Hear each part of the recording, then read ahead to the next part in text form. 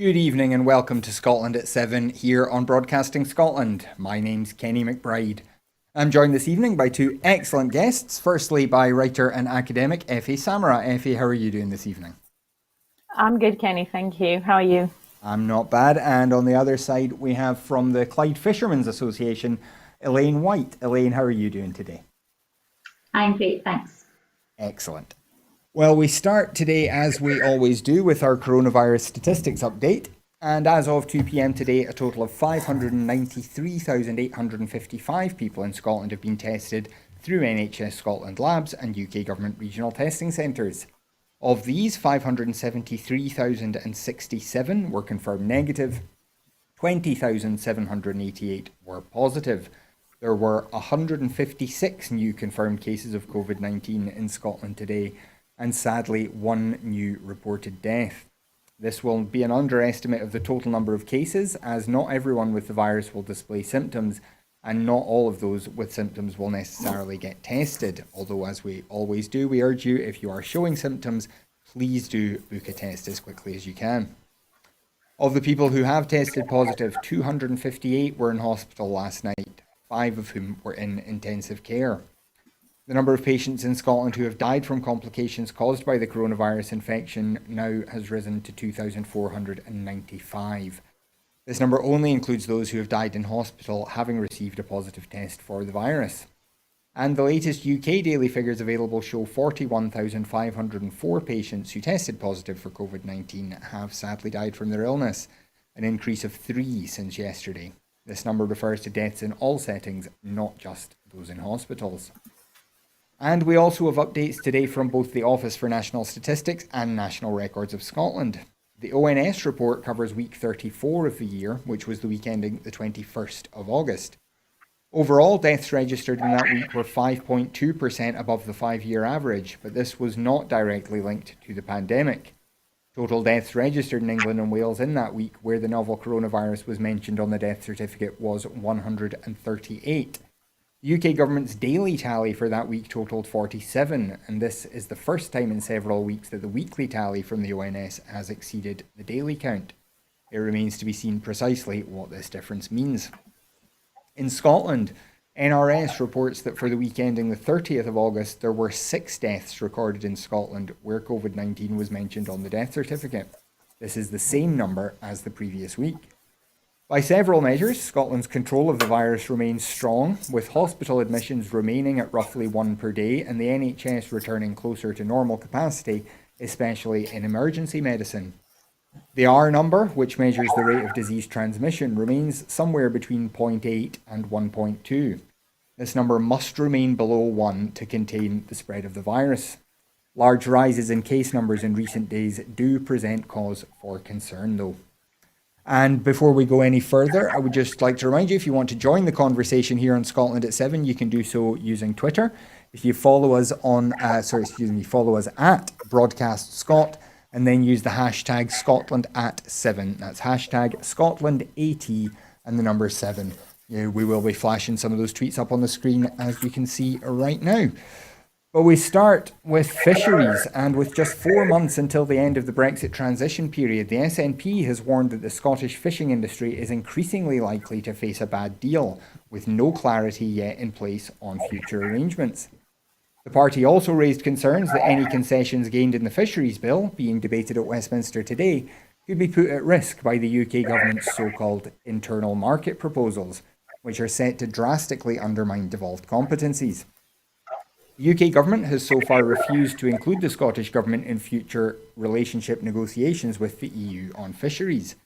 Scottish Tory Douglas Ross has said the fisheries bill will give the UK all the powers of an independent coastal state, able to take back control of its own waters. Meanwhile, the EU's Brexit negotiators have repeatedly warned that there will be no deal of any kind without agreement on fisheries. So, Elaine, if I could come to you on this is one of the main reasons we asked you to be on the show tonight. Can you tell us, just from your perspective, what's going on with this fisheries bill? This is stuff that a lot of us just don't know very much about. So, what's been your perception of what's happened with the development of this fisheries bill up to today? Yeah, I mean, the first fisheries bill obviously went through in July, went to Parliament in July, and now we're back here again for its second reading. In terms of the aspects that we are most keen to see involved, a lot of the aspects will not be within the bill that concern us. Like that's really the access to export markets, immigration, and socioeconomic link and the kind of deeper way are not kind of covered by this bill, to be honest, in the depth that we'd like to see. We are kind of more, I guess, if we're concentrating directly on the bill, the issues of potential concern are the fact that while they are working together and there will be a joint statement, of a framework statement, which will be developed between the devolved nations and the UK Parliament, what we would like to, so much will hinge on goodwill and how people relate, how they relate to each other, how the devolved nations relate to the UK government. There's also no ability of scrutiny. Well, there's an ability to discuss points. The scrutiny element to the devolved nations isn't there. So it really depends. I mean, if goodwill is there and they work well together, then it might work. But if it's not there, that could be a concern. But I think for certainly the fishermen that I represent, it's the markets. It's the internal market for sure. It's the Northern Irish Protocol in terms of the movement of goods for Northern Ireland. And it's the immigration policies and socioeconomic links we'd like to see more detail on. The Fisheries Bill does talk about super trawlers, and there's certainly a lot down south really are concentrating very much on the super trawler issue and whether they will still be allowed into our waters. Certainly the bill does suggest that the UK Parliament will be able to decide on whether they have access or not, but that doesn't say that they will definitely not be allowed in. So, you know, it's all going to be down to the implementation. Mm. And when it comes to that, have you felt that the UK government and or the Scottish government have been listening to your organisation, your members, enough in developing these procedures? I think we're still waiting on the future of fisheries management. There was a consultation or a national discussion which ran for quite some time, which the Scottish Government were doing, and they're hopeful that we'll know what that looks like in the autumn. And they've certainly listened to us regarding our concerns in terms of socioeconomics. We will have to wait and see what it looks like in the end. But we're hopeful they did do an inclusive dialogue with everybody and all the stakeholders. So we hope that will look fair. Certainly, it is discussing issues of quota, what will happen with quota, how it will be managed differently. Both for the UK, the UK bill as well is very clear that they will not be changing at this moment the current quota arrangements, but they will seek to potentially distribute quota which is coming in, new quota they will call it, in a different way.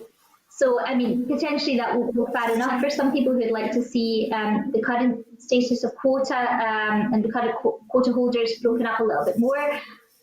You know, I think it's a start, but I think that coastal communities round about Scotland and round about the UK shouldn't be considered as poor cousins. I think we should be going into this with a fresh sheet and thinking about what we can do, the fairest thing that we can do. Now, the Tories talked a lot, particularly during the Brexit referendum and in promoting Brexit afterwards, this idea that the common fisheries policy had really badly failed Scotland's fishing communities and that getting out of it was a really positive thing. Obviously, there are other issues, particularly, as you said, things like access to markets that matter a lot to your members. But how do you feel this message works? Is it true that the common fisheries policy has been a block on success for your members and other fishing people around the country? I think it's like all things. I mean, I think there will be positive aspects to the CFP and there will be negative aspects to the CFP. I think when we joined the CFP, the common grazing rights of other EU countries was far less. You're talking about maybe 14 countries and now you're talking about 28.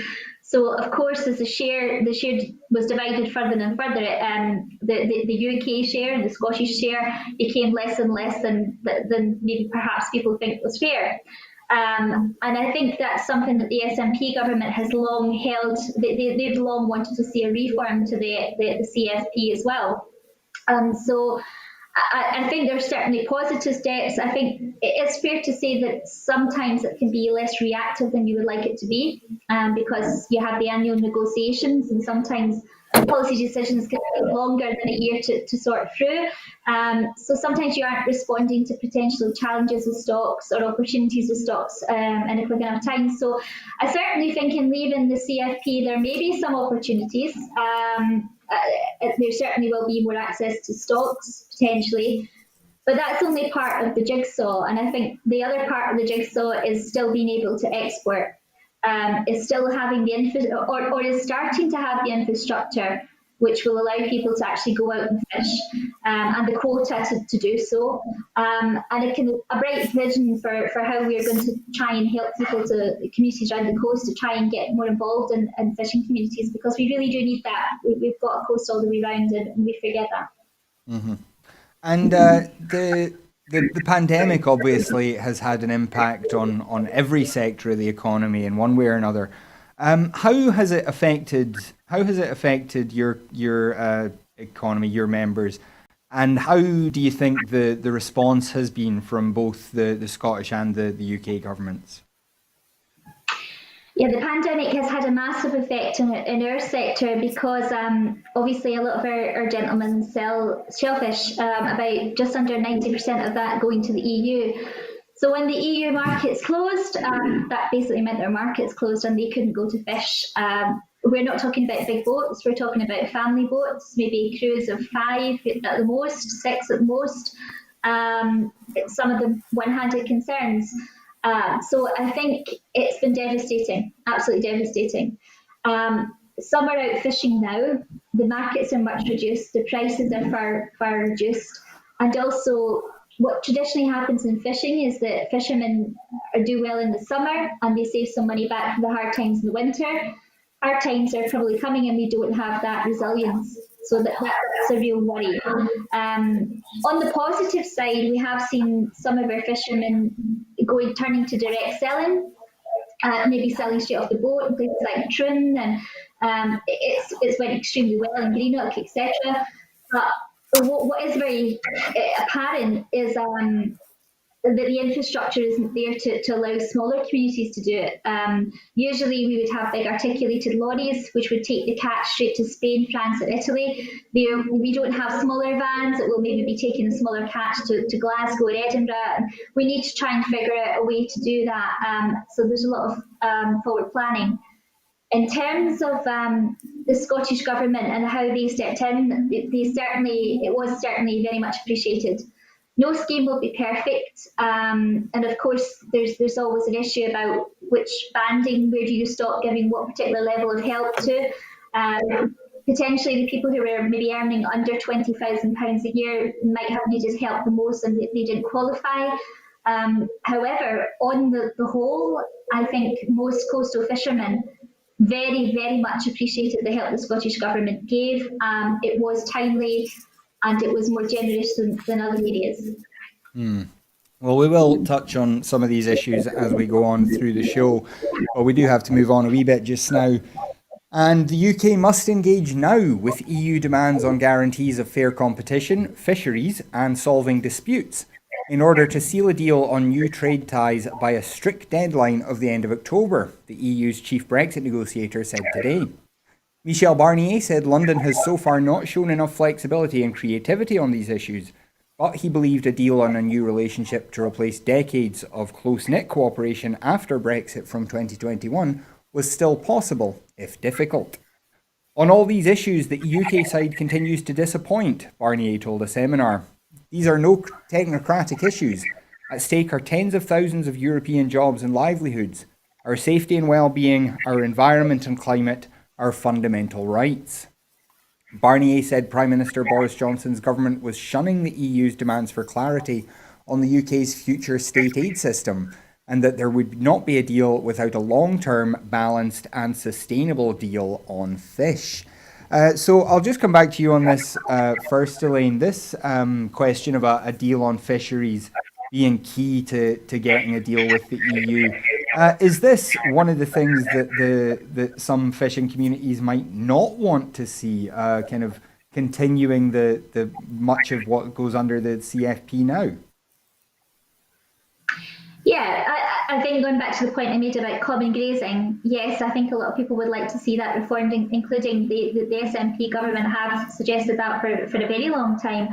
So I don't think they'd like to see a rollover of every single aspect. But I think there has to be a realisation that while trade and access are not linked in any way at all formally, that we do rely on each other in different aspects, and we will rely on the markets in the EU too.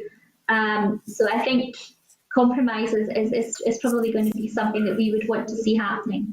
Yeah, so you don't think, for example, that getting access to a greater access to the stocks wouldn't necessarily be of great benefit if you don't have access to the markets to sell the products on?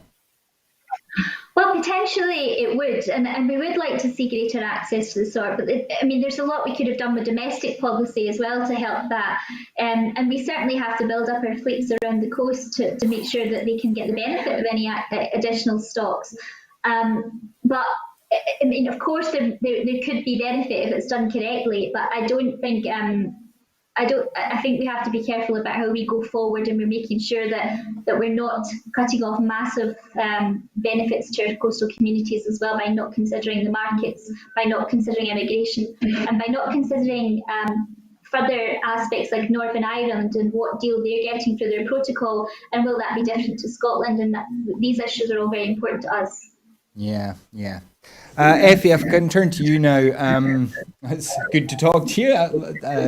But Effie, this is something we've been discussing for so long. The UK being seemingly unwilling to compromise on certain issues, and the EU just saying, well, we can't compromise on these issues. Do you think we are just looking at running out the clock until a no deal situation? Well, Kenny, I've been thinking about this a lot, obviously, with as you say, time getting shorter, and there are so many different aspects to this deal, which is actually the absolute complete opposite to what it was portrayed to be prior to the vote. So, it was portrayed as the simplest deal in the world, something that you could sort out over a cup of tea. And it just so turns out, as some of us knew already, that it is actually one of the most complex deals, including trade, services, and human rights. So you have a huge spectrum of problems here that basically we are looking to salvage right now. I think we have come to accept, even Brexiteers have come to accept, that there is absolutely no way that a good deal can be reached, in that it will cover all these areas in a better way compared to what we already had. So we're talking about rescuing a situation. Yes, I'm sure they will try and sort something out last minute to do with tariffs, to do with exports, to do with livestock, purely because otherwise you would be looking at a pretty calamitous situation. But there are so many other areas: pharmaceuticals, citizens' rights, research, medical cooperation, and it goes on and on and on, even for simple things like travelers taking their pets across the sea, down to the most complex trade deals to do with access, for example, to the Japanese market or the US market. All of this was covered by European legislation. Now you're looking potentially at a labyrinth of issues that simply will not be resolved by the 31st of December. They may still try and do something at the last minute. Boris Johnson is known for his U-turns. He has no shame. You could see something, but obviously nowhere near what we have right now. We will obviously keep watching that as the Brexit talks continue next week. But we move on now, and Bank of England Deputy Governor Dave Ramsden and another interest rate setter, Gert-Jan Vliege, warned today of risks that the UK's economy could suffer more damage than spelled out by the central bank last month. Ramsden told legislators in the House of Commons that the Bank of England had estimated the level of the UK's economic output would permanently be about 1.5 percentage points lower than it would have been without the pandemic. For me, all the risks are really that number will be greater than 1.5%, Ramsden said. Vliege said there was a material risk that it could take several years for the UK's economy to return to full capacity after its coronavirus shock. The Bank of England said in August it expected the UK's economy to recover its pre-COVID-19 size by the end of next year. The UK economy shrank by more than 20% in the April to June period, worse than any other large industrialised nation. This was partly because the country locked down so much later than many of its European peers. In an annual report to Parliament's Treasury Committee, Vliege said some sectors might not be able to return to their pre-pandemic size, leading to a reorientation of the economy. We talked, Elaine, a wee bit about the difficulties that the fishing sector has taken during the pandemic. Is this one of the sectors that you think might take quite a long time to fully recover? I don't think we can afford to take a long time to recover, but I certainly think it's really troubled. I think there's potential there to get young people into work, which I think is a great thing. We're all waiting to see what happens with the scheme, which will be announced in November regarding young people back into work. And if there's things that we can do in terms of training them up and having a workforce for fishing, that would be something we would want to do.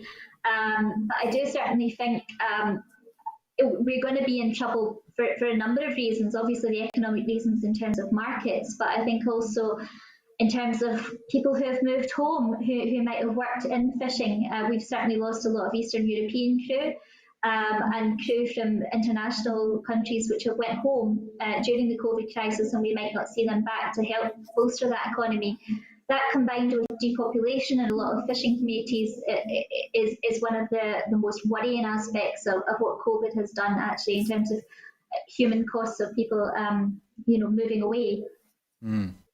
And Effie, this is something else that we've talked about for some time. This deep economic shock that we've suffered in the last few months as a result of the coronavirus is then going to flow right into this Brexit crisis that is one way or another going to make some massive changes to the UK's economy. How concerned are you to hear these kind of increasing warnings from the Bank of England? The warnings have been coming for a number of years. I've been following developments within the Bank of England, although I'm not an economist, in as much as we all have. And I believe they did warn at the time that withdrawal from the European treaties would have an automatic effect on both trade, the service economy, of which the UK is mostly, obviously, given the decimation of the manufacturing in the Thatcher years, but also the City of London. Now, it had been hoped previously, as you remember, I'm sure, that the City of London would be rescued, that there would be a special treatment, because obviously the City of London is special and exceptional, as some people would like to have it. But guess what? This hasn't happened, and it will not happen. Most of these services have now been taken over by Paris and Amsterdam, as was expected, also by Frankfurt. And you will not be getting any good news on that front. In terms, obviously, as well, of the property market, you're going to get some serious problems there, some serious turbulence, I think, because you will obviously have a lot of Russian capital, a lot of potentially Saudi or Chinese capital moving into London, as it has been doing over the last 20 years, which will see this zone inflate in terms of real estate costs and property costs. And then now the knock-on effect from that, again, could be quite devastating for people of lower incomes. again, it would depend on which path Scotland decides to take. And if independence is coming, then we can do a lot of things to obviously legislate against people coming into communities, purchasing property and inflating prices artificially, thereby creating a demographic problem by driving out local population. So you have this warning from the Bank of England is, again, the spectrum of it is absolutely gigantic. It covers just about everything, and them saying that it will take some years, I think given the present situation, it's incredibly difficult. And obviously the uncertainty of what Brexit actually means is incredibly difficult to predict, even for the most renowned economists. So let's see what happens. Well, staying in London, and the SNP has increased pressure on the UK government to maintain its commitment to spend at least 0.7% of gross national income on international aid, following reports in today's press that the commitment would be scrapped. The calls by the SNP Shadow International Development Secretary Chris Law come on the day that the new Foreign, Commonwealth and Development Office opens, following Boris Johnson's much criticised surprise decision to merge the Foreign Office and International Development Departments. NGOs and others warned that the decision could politicise the delivery of aid and harm some of the world's most vulnerable people. The Times today now reports that Chancellor Rishi Sunak now plans to scrap the 0.7% target as a sop to British nationalist Tory MPs ahead of November's budget. And Effie, coming to you on this, this is something that we kind of suspected might happen when these departments were merged, that we might see a reduced commitment to international development. Now, the Tories have denied this story that appeared in the Times, but that doesn't necessarily mean it's not true, does it? It is. I couldn't confirm exact numbers or figures, but it is true, and that is precisely the reason why this was done. This is a very Trumpian line of foreign policy. Let's not forget Trump's very first moves, if you like, the moment he took office in the White House. This was the very first thing that he did. He attacked international aid programs. He's now attacking the World Health Organization. So ideologically, this aligns itself to the right-wing protectionist, neoconservative ideology that we see coming from the United States. And it puts itself in complete contrast to European policy. So you see, for example, in Germany and France, you are witnessing an outward propensity, if you like. They are reaching out and trying to deal with these issues, sometimes not as successfully, but these are very, very complex issues, especially the war in Syria and the arrival of people from through Turkey and into Greece and through the Balkans.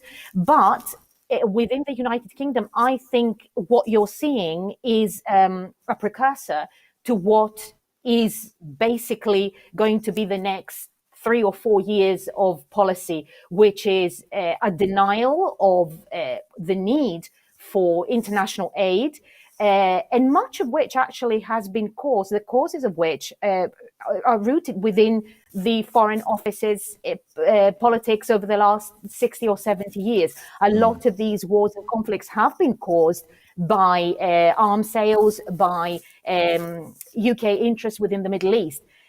And the consequence of that is, an increased need for people to migrate, move, and what have you. So this is a move to reduce those costs. We also know that Dominic Cummings has expressed himself very openly in terms of what he feels are the UK's duties towards the wider world. He has a very protectionist view of the United Kingdom. So it is happening, and the merger, that is exactly precisely the goal and the aim of what this merger means. It will happen. There will be a reduction, and obviously we are yet to see what the material results of and consequences of this will be. Well, we come back to Scotland now, and Scotland is set to become the first country in the UK to directly incorporate the UN Convention on the Rights of the Child into domestic law. The UNCRC Incorporation Scotland Bill will make it unlawful for public authorities to act incompatibly with the UNCRC requirements, giving children, young people, and their representatives the power to go to court to enforce their rights. The UNCRC is the most widely ratified human rights treaty in the world and sets out the specific rights that all children have to help fulfill their potential, including rights relating to health and education, leisure and play, fair and equal treatment, protection from exploitation, and the right to be heard. Effie, I know the children's rights are a real interest of yours. What do you make of this announcement from the programme for government yesterday, but the Scottish Government rolling out the actual bill preparations today? This is amazing news. I congratulated Mary Todd last night on Twitter, and she very graciously responded. This is absolutely brilliant. I just wanted to make 4 points about what this bill actually does, Kenny, here. So what it does is it directly incorporates the UNCRC as far as possible within the powers of the Scottish Parliament. So this has now been incorporated into Scots law. It makes it unlawful for public authorities to act incompatibly with the requirements of the UNCRC. So this is very, very important in relation to what is justiciable and what then the Children's Commissioner can do in terms of the breaching of those rights. Because the other thing that it does is it gives power to the Children's Commissioner to take legal action in relation to children's rights. It further requires ministers to produce a children's rights scheme, which would set out how they comply with children's rights and to report annually. And it also requires public authorities to report every 3 years on how they comply with children's rights. So it's a wide bill. It encompasses a lot of areas. And although it is not obviously panacea to the varied issues and problems that children can face regionally, it's a huge step. And it's wonderful that this is happening in Scotland, in contrast to, sadly, what is happening in England, where you see regression in terms of both human rights and children's rights. So as you can probably sense, I'm deeply moved, and delightful news, actually. It's fantastic. Well, also in policies from the programme for government being further rolled out today, Scotland's rural economy will be at the heart of the green recovery, Rural Economy Secretary Fergus Ewing said today. An additional £100 million was announced in the programme for government for Scottish forestry to increase new planting, alongside £30 million to Forestry and Land Scotland to expand national forests and land. A further £20 million has also been allocated to increase the supply of young trees. Over 80% of all new woodland creation across the UK in 2019-20 was in Scotland, and this further investment will increase planting targets to 18,000 hectares per year in 2024-25. Ensuring farmers and crofters can also play a key role in a green recovery, a new £10 million fund will open for applications later this month. The Sustainable Agriculture Capital Grant Scheme is a pilot and will run for 5 weeks, offering grants of up to £20,000 for farmers and crofters to purchase new equipment. So Elaine, what do you make of these announcements for investments in the rural economy? Yeah, I think it's excellent. I think the more investments we can have in the rural economy in terms of its connectivity and ensuring a sustainable development is fantastic. Just obviously, I have to say it, but in terms of the development, I hope that it's mindful to what happens in marine areas. as well. But also, when it comes to forestry, we also have concerns at times over things like chemical runoff and whatnot into the marine environment. So we hope that any developments will be mindful of that as well. But no, it's very important to see the rural communities getting this kind of recognition, because I think that they should be the heart of how we go forward. And so often they don't have the economic power that they should have. I mean, I read a local strategy for Argyll and Bute a few years ago, and I think there was only a few words on rural development and economy. Certainly for fishing, there was maybe about 4 lines. So I think, and I think taking the citizens' assembly as well round about the country and allowing people to have more of a kind of vocal voice in how things are developed is a really positive step. And just on that note, you mentioned obviously coastal communities aren't always part of the same groups that are discussed when we talk about the rural economy, but these are very much linked. How do you think is there something major that you'd like to see done with regard to some of the coastal communities that you don't think is being considered right now? Yeah, well, I mean, we're trying to work on it, but I think if we want to see small-scale fishermen and small to medium-scale fishermen around the coast thrive and have coastal communities that are sustainable and adequate and fit for purpose, we definitely need to see an investment in the infrastructure. I have some gentlemen who might be out fishing and they don't know where to find ice on the Clyde, so they couldn't land fish because our facilities are so poor in some areas. In some areas, it's even as bad as having, no safe harbour walls, no ladders, no davits to lift anything from your catch. These are fairly basic things, and I think even in some areas of Scotland, they're far ahead of us in my region in the Clyde. So I think minor investments could really help fishermen to develop the economy and develop a mixed economy as well. And particularly if we're talking about moving away from just fishing for one species, or right now we're mostly shellfish. If we move to things like finfish, we definitely have to look at how our men can change as well, and that might be looking at supporting sustainable gear developments, etc. Okay.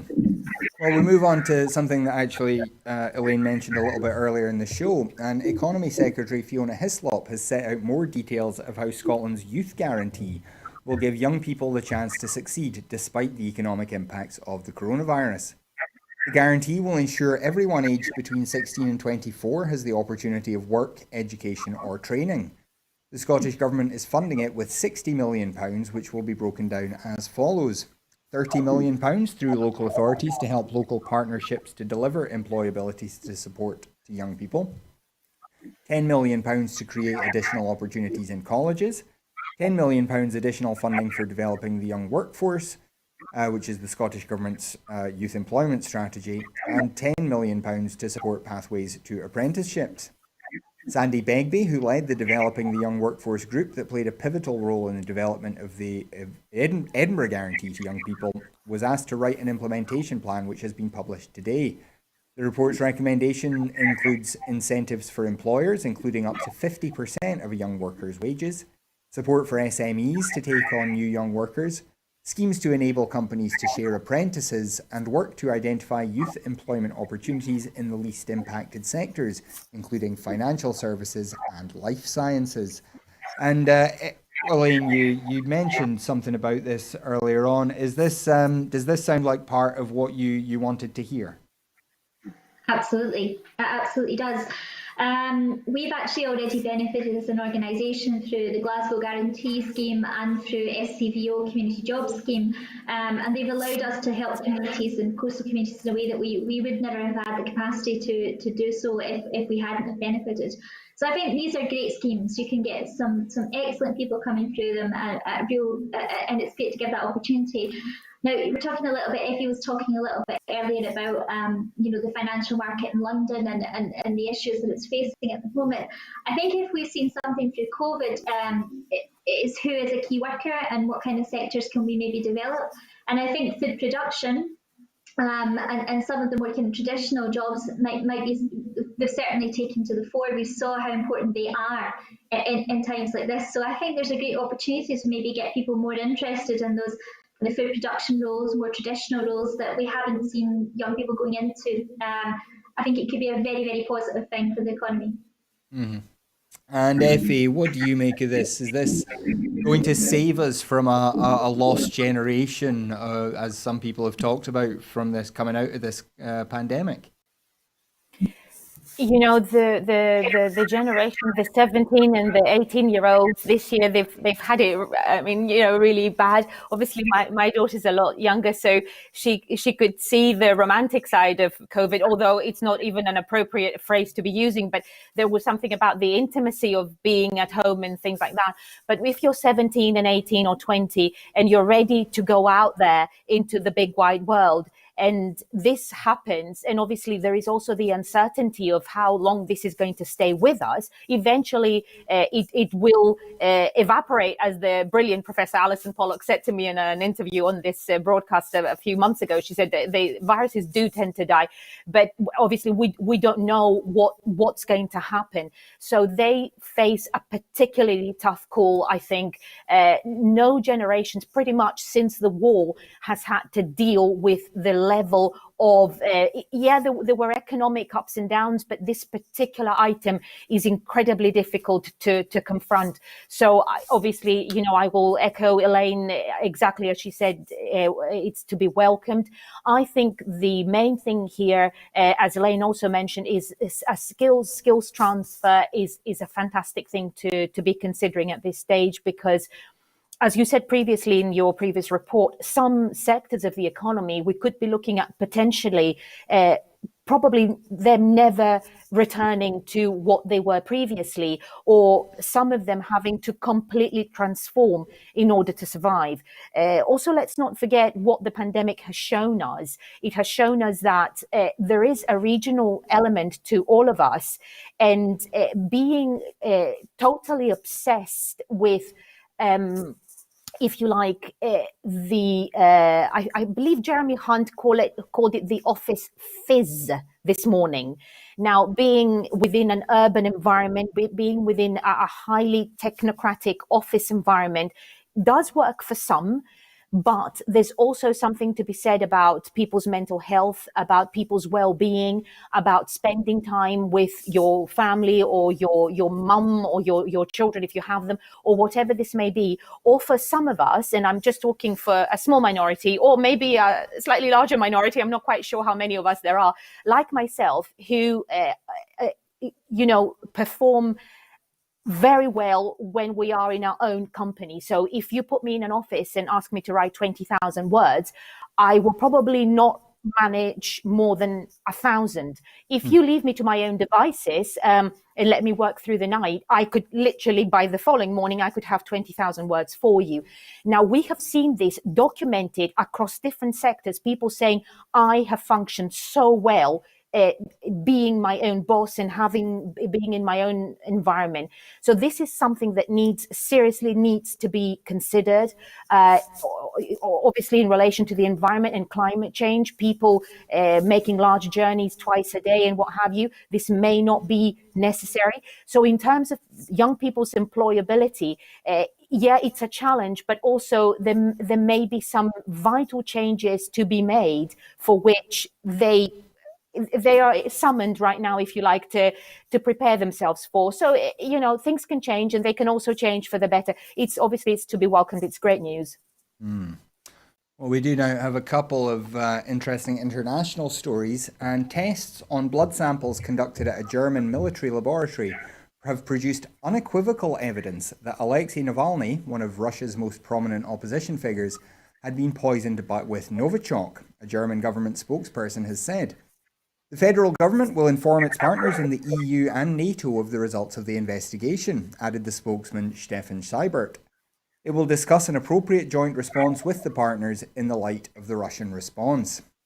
Navalny, who's 44, was airlifted to Germany late last month after collapsing during a flight from the Siberian city of Tomsk to Moscow.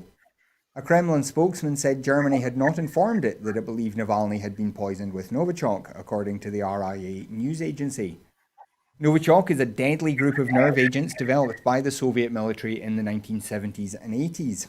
The UK government says that Russia used Novichok to poison former spy Sergei Skripal and his daughter in Salisbury in 2018. Russia has repeatedly denied any involvement in the attack, which the Skripals survived. One member of the public did die as a result of that attack, though.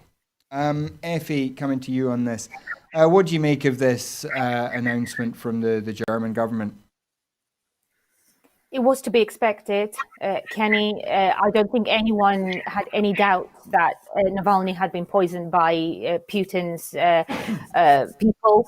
Navalny had a history in Russia for poking Putin really badly and for literally doing everything within his powers to get himself poisoned.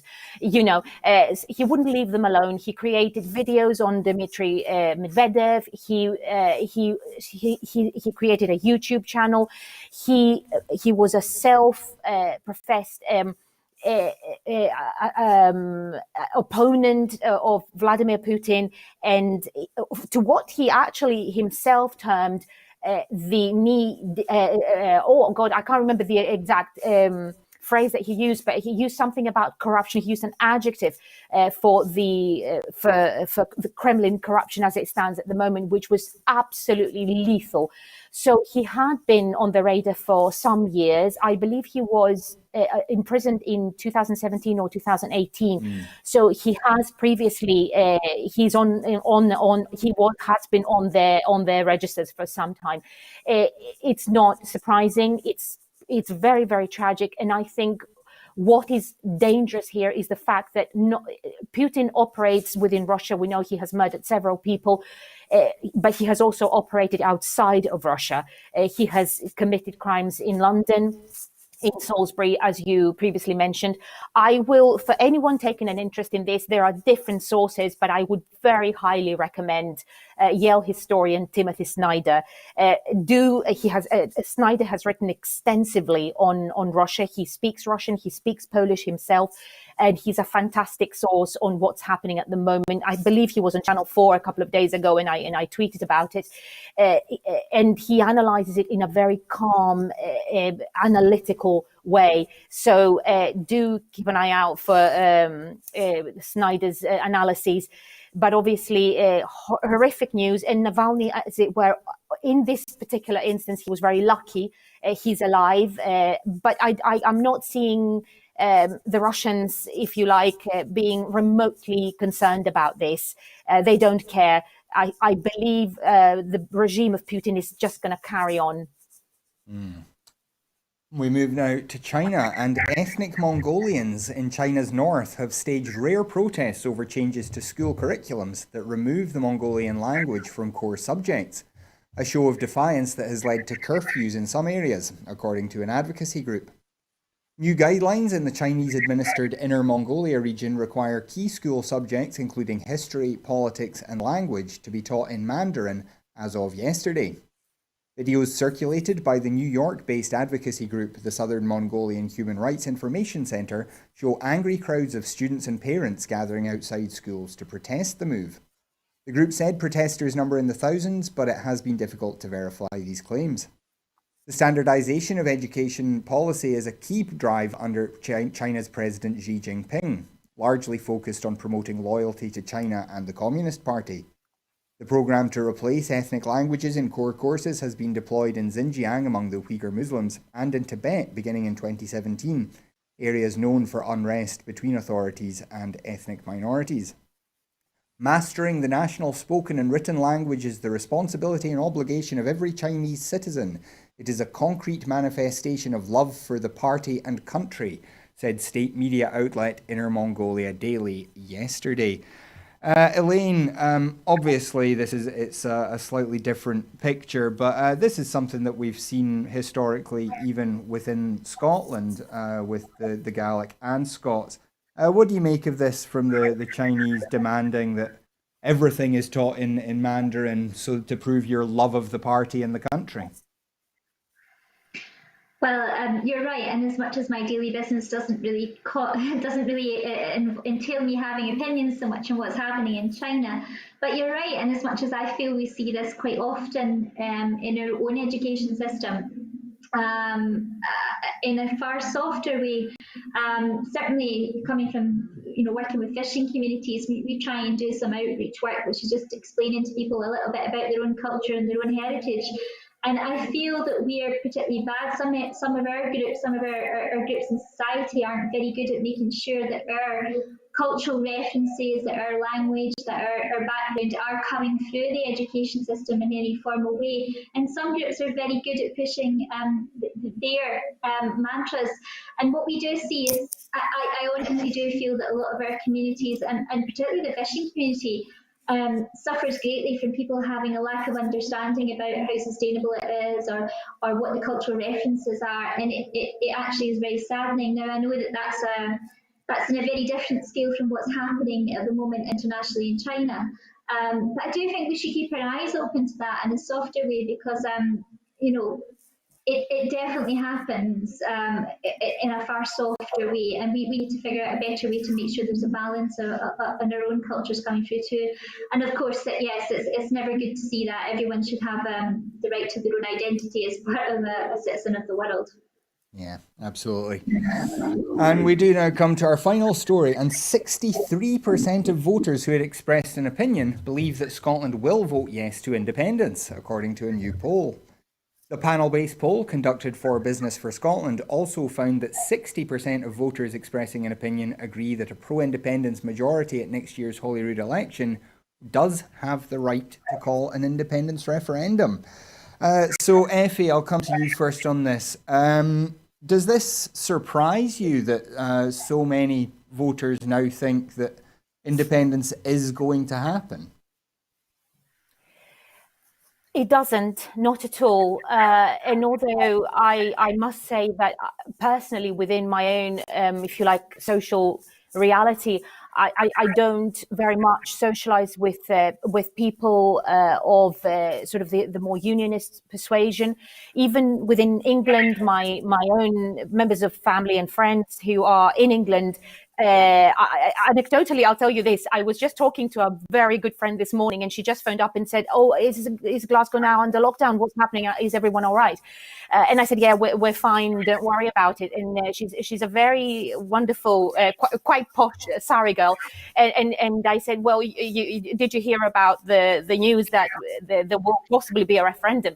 And guess what she said? She said, "Well, you know what? I wouldn't envy anyone living south of the Scottish border at the moment, and that includes myself. So if you can get out, do it as fast as you can."